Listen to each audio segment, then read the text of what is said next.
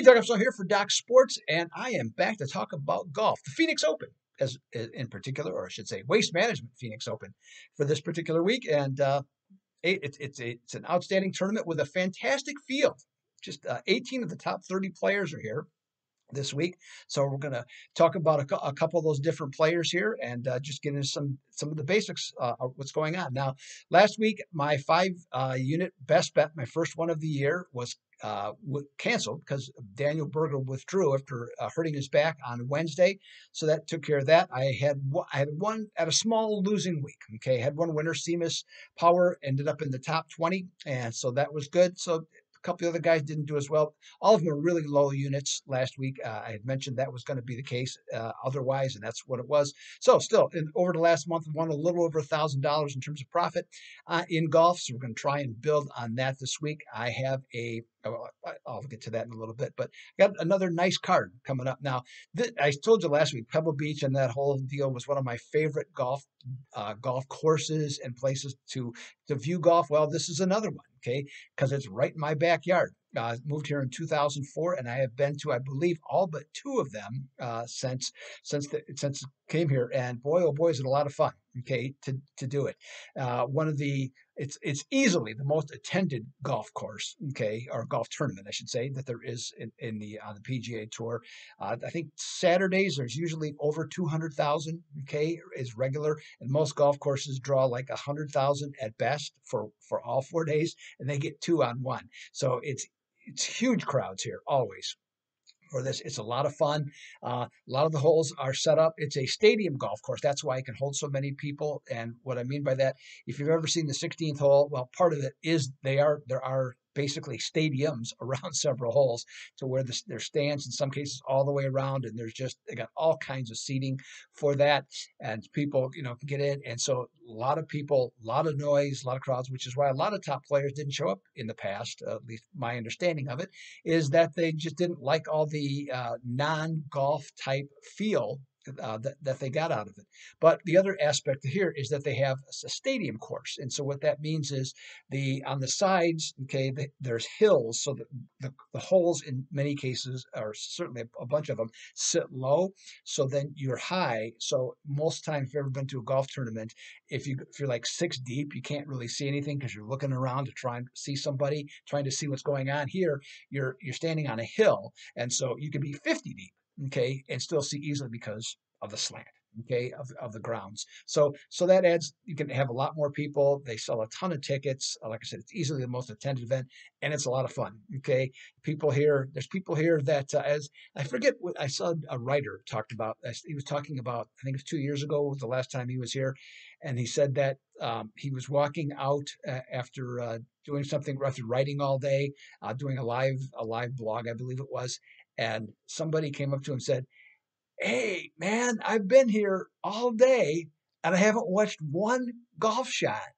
And he was proud of that, you get enough of that, okay, that goes on here. So I think you can figure out the rest as to what goes on around here for this golf tournament. But it is a lot of fun. And this year, going to see, there's always been great golf, but this year it's going to be better than ever. As I said, 18 of the top 30 players are here for this event. So some of the players, John Rahm is here. Okay, he's the favorite. He's the world's best player. The numbers back it up. He's a potential top 5 finisher at any event that he's at. So you have to consider him. He likes playing here because he went to Arizona State. So he's native to these types of settings, knows what's going on. And like I said, he's always a threat to win or finish in the top 5. Justin Thomas is another one. Even though he played a little bit poorly the last 2 days in San Diego, he's got 3 top 5 finishes, and he's 15th in strokes gained, tee to green. Excellent player. Also, he's the number 2 pick in terms of odds. Victor Hovland is 3rd. He comes in. He played more recently on the European Tour than on the PGA Tour, and he's got a pair of top 5 finishes that includes a one to the winner's circle. So he's been awesome, from that standpoint in terms of how he's played, and his game usually does play better when the best players are around. Matsuyama is back. He won here actually back to back years, 2016 and 2017. He obviously loves the layout here, has always played well, and his game seems to be well suited for that. There's a number of other players too that fit into the mix that would certainly deserve some consideration. One guy that I would probably stay away from, though, is Brooks Koepka. He is the defending champion. However, he's lost strokes to the field in 5 of his last 7 tournaments, and I just don't know that he's going to be a factor here. So I'm gonna fade him or stay away from him, at least myself. Okay, and this particular aspect. Now, the course itself, it's a good golf course. It's not particularly hard. It's set up, for the pros. It's one that they do score well on. It's the conditions are near perfect. Greens are just they putt so well. They're bigger, but they're really true, and you can guys that can roll it can really do well. Now, it doesn't punish bad putters, but it does help better putters. Okay, so that's kind of the biggest characteristic. But the ball really rolls well, and they're very receptive. So you don't have get much bounce. The only thing that guys have to worry about here is that if you tee off early in the day, okay, so I forget, I think most of the start times are like around 7 on Thursday and Friday, and so the greens will be changing and they get faster as the day goes along, as the sun comes up and dries them out a little bit. And they're pretty quick to begin with. Uh, Not much trouble. It's a definitely not much trouble off the fairway. This is definitely where you have to be able to score. You have to, get off the tee, have some distance in order to do well. That's a big factor here. It's not the only thing, because guys that are good iron players do well here, because there's a number of holes where you have to hit relatively, longer irons, and there's some trouble that could be had with some of the hazards, some water hazards and such. So that's another part of what goes on, and it's a little bit different. It's not an easy golf course, but it's not necessarily a hard one. I think you have to show some patience. But if you get off the tee, if you do that, you hit some pretty strong, hit some good irons to where you can smother the pin. You'll have a chance to do really well here. Okay, and the guys that do that will do that. You have to have both patience and aggressiveness. Okay, kind of on a hole-to-hole basis, just the setup of the golf course. From that standpoint, there's a number of guys. I think because the field is so good, it's a little bit more difficult of a tournament to predict, especially at the top. So you can get some head-to-head matchups, and that makes it tough because in the head-to-heads, whether they be for the tournament or for the daily, you got to, there's so many good players, and that's what they're going to be matched. That's what the odds makers are going to do. They're going to match those guys together, so that makes it a little bit more difficult.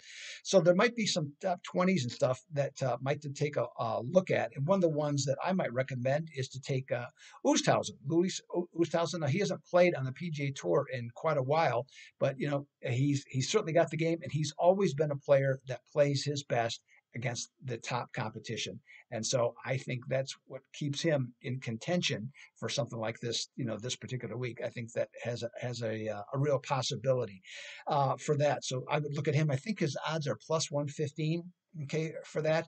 The other things that I would look at is that if you're looking at some head-to-heads, I would look to maybe find a player that's playing well, which would be like a Sam Burns or Seamus Power. And if you can find a matchup with those guys going up against an opponent who would be struggling or isn't playing as well, I think those two guys would offer something as well. Okay, so there you have it. Okay, Oosthuizen is my for sure free play. Okay, on this video, and we'll see if we can bring that one home. Otherwise, it's going to be a great week of golf. I'm looking forward to it, okay, as I always do when this tournament arrives. And then we have such a super field to go along with it. It's going to be great. So this is Doug Upstone for Doc Sports. That's my golf report for this week. I'll be back next week with another. Okay, until next time, I'm out.